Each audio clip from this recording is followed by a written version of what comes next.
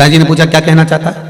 बच्चा कहता है पिताजी आज के जमाने में मनुष्य की पोजीशन देखकर उसकी कीमत होती है, उसको आंका जाता है। मनुष्य की कीमत क्या है आप बताइए। पिताजी ने कहा इतनी सी बात पूछ रहा है, अंदर से जा, एक लोहे की राड पड़ी हुई है, एक लोहे का सरिया पड़ा हुआ है, उठाकर लेकर आ।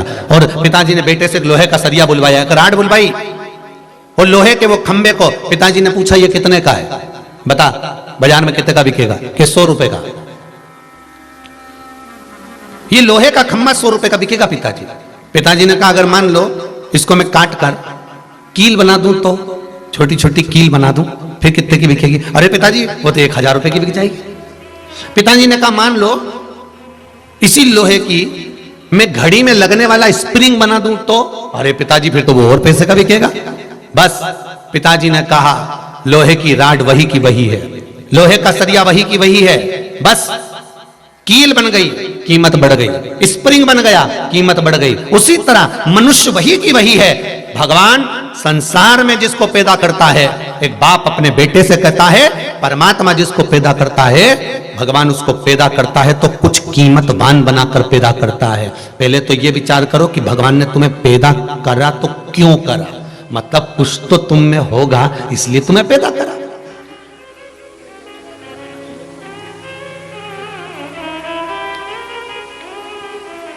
भगवान ने तुमको पैदा करा तो किस लिए करा? एक चोर, कई लोग कहते हैं भगवान ने इस चोटे को क्यों पैदा कर दिया, चोर को क्यों पैदा कर दिया? अरे भगवान से तो पूछो कि चोर को क्यों पैदा करा। भगवान बोले अगर चोरी नहीं करता तो तेरा दिल नहीं दुखता, अगर तेरा दिल नहीं दुखता तो तू मेरे मंदिर में आके कहती नहीं, इसलिए वो सब कुछ कर।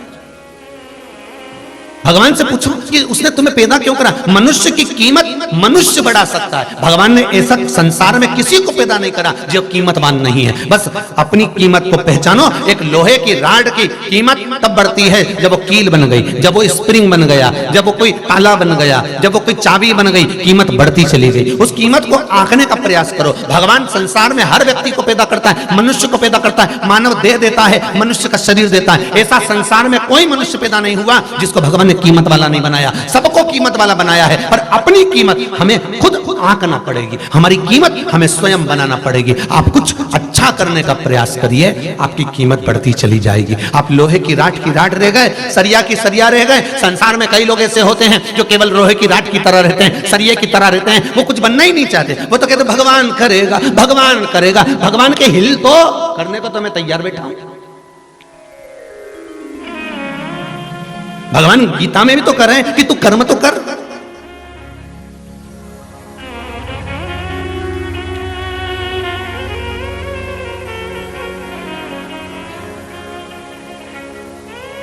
विद्या अध्ययन करो, पढ़ाई दिल से करो, खूब पढ़ो, और पढ़ाई करने के बाद जब तुम्हारा मन विद्या अध्ययन पूर्ण कर ले और एग्जाम देने जा रहे हो, तब एक बेलपत्र उठाकर उस बेलपत्र पर शहद लगाकर शिव को चढ़ाकर फिर जाओ।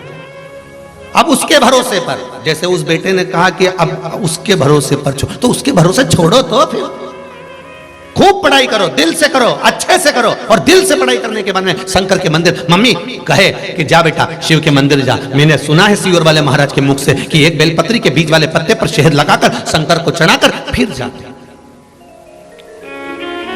अब पढ़ लिया ना, अब उसके ऊपर छोड़ दे।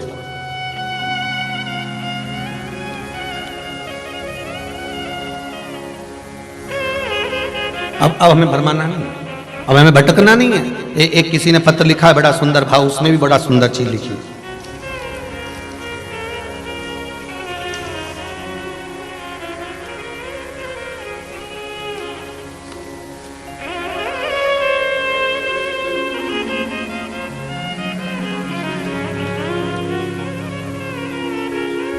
रतलाम मध्य प्रदेश से हूं गुरुजी।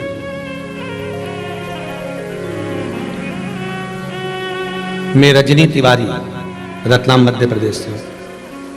बहुत सालों से सरकारी नौकरी के लिए प्रयास कर रही थी गुरुजी, पर नौकरी नहीं लगी। बहुत प्रयास किया, संयोगवश आपकी शिव महापुराण की कथा टीवी पर श्रवण कर रही, उसमें आपने पशुपति व्रत का वर्णन किया और पशुपति व्रत करना प्रारंभ करा। यह पत्र में उस बेटी ने लिखा है, पशुपति व्रत करना प्रारंभ करा और पशुपति व्रत जैसी करना प्रारंभ करा मात्र दूसरा ही सोमवार हुआ था और जहां पर मैंने इंटरव्यू दिया था वहीं से ज्वाइनिंग लेटर आ गया और मेरी सरकारी नौकरी लग गई। ये बेटी ने लिखा इस पत्र में, ये बेटी ने लिखा।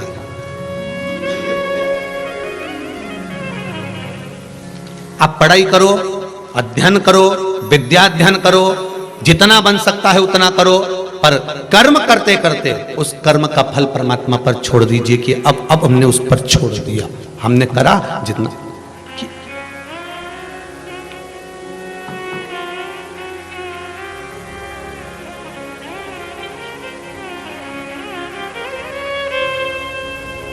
एक पत्थर, एक ईंट, एक कंकर रोड पर भी पड़ा होता है और एक पत्थर, एक कंकर, एक ईंट मंदिर में भी पड़ी होती है।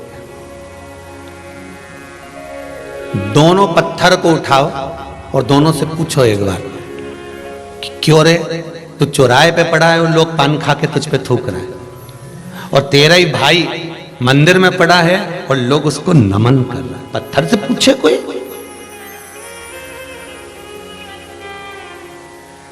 पत्थर वो भी है जो चौराहे पर पड़ा हुआ है, पत्थर वो भी है जो रोड पर पड़ा हुआ है, पत्थर वो भी है जो मार्ग में पड़ा हुआ है। और एक पत्थर महाकाल की भूमि का, एक पत्थर काशी विश्वनाथ की भूमि का, एक पत्थर गंगा के घाट का, एक पत्थर नर्मदा जी के तट का, एक पत्थर कहीं कुबेरेश्वर भंडारी का। पत्थर वो भी है, पत्थर वो भी है, पत्थर ये भी है। दोनों पत्थर को उठाकर कोई पूछे इन पत्थरों से कि क्यों रे, एक तो तेरे पर लोग लात रख रहे हैं, थूक रहे हैं, गंदगी कर रहे हैं, और एक पत्थर पुजारा, कारण क्या है?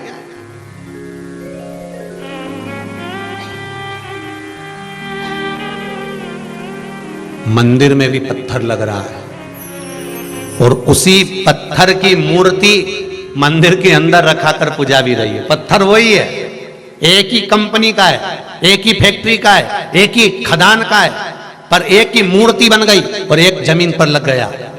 कारण क्या था? तो पत्थर ने पत्थर से पूछा, भाई ये तो बता कि मैं भी एक ही खदान का, तू भी एक ही खदान का, एक ही जगह से निकले, पर तुझे लोग अगरबत्ती से घुमा रहे हैं, दिया लगा रहे हैं, लड्डू का भोग लगा रहे हैं, फूल चढ़ा रहे, माला चढ़ा रहे, तेरे को अच्छे अच्छे कपड़े पहना रहे, और मैं पाँव में रखाया, लोग मेरे पर चल के जा रहे, जूता छोड़ रहे, चप्पल छोड़ रहे, थूक रहे, आखिर मैंने क्या करा?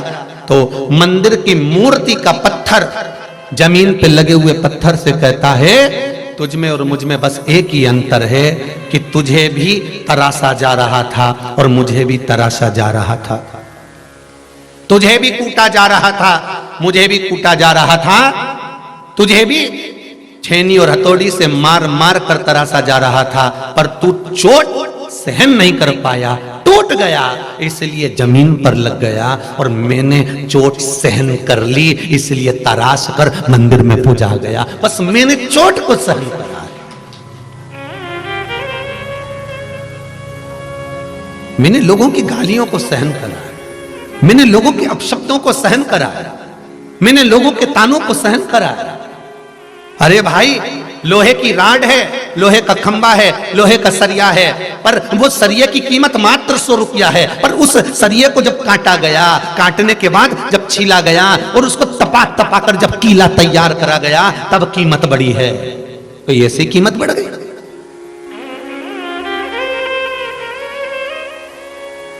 जो ऊंचे ऊंचे पद पर पहुंचे हैं, जो ऊंचे ऊंचे पद की ओर बढ़े हैं, कम से कम उनके पीछे का समय तो पूछो कि उन्होंने कितनी चोट को सहन करा होगा, कितने शब्दों को सुना होगा, कितनी गालियां सुनी होगी, कितने ताने सुने होंगे।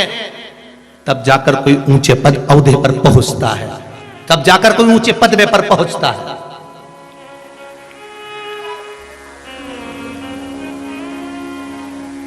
और जिसने चोट को सहन कर लिया, बोला नहीं कुछ भी, लगाए जाओ, और वो पत्थर की मूर्ति बनाने में लगता घिस रहे पत्थर को हथौड़ियों से, वो बोला ही नहीं, वो पत्थर के मैं टूटूंगा ही नहीं, तू मारे जा मैं नहीं टूटूंगा, चाहे कुछ भी हो जाए। और कहे दुनिया के लोग आड़ा टेढ़ा बोलेंगे, शब्द पर शब्द कहेंगे, ताने पर ताने देंगे, आड़ा टेढ़ा बोलेंगे, तुम टूटो काहे को? कौन ने कहा कि तुम टूटो? पलट कर जवाब मत देना, एक शब्द मत कहना, गाली देने वाला देता रहे, आप शब्द कहने वाला कहते रहे, और तुम टूटना मती, तोड़ने वाले बहुत मिलेंगे।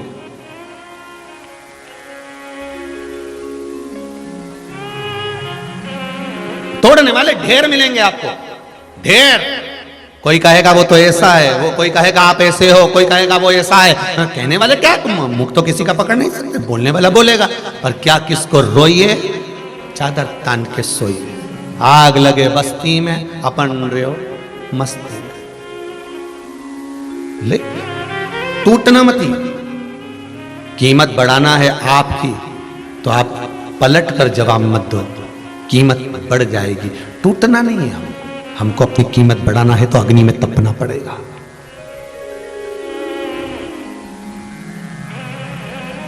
क्या मिलता है, देवऋषि नारद से पूछा गया। सत्संग श्रवण करा हुआ जो समय, ये दुनिया के लोग, कई लोग आपसे कहेंगे क्या रखा है कथा में, 3-3 घंटे तक बैठे रहते हो, टीवी के सामने पड़े रहते हो। अरे टीवी के सामने बैठे बैठे कथा सुनते रहते हो, बस वो सियोर वाला महाराज मिल गए और तुम मिल गए, बस मोबाइल पकड़ लिया मोबाइल और दिन भर यूट्यूब पर, फेसबुक पर बस बस बस वो सियोर वाला महाराज कथा सुनते रहो, और बचा कुचा तो टीवी पे आस्था पे सुनते रहो। क्या क्या रखा है कथा में?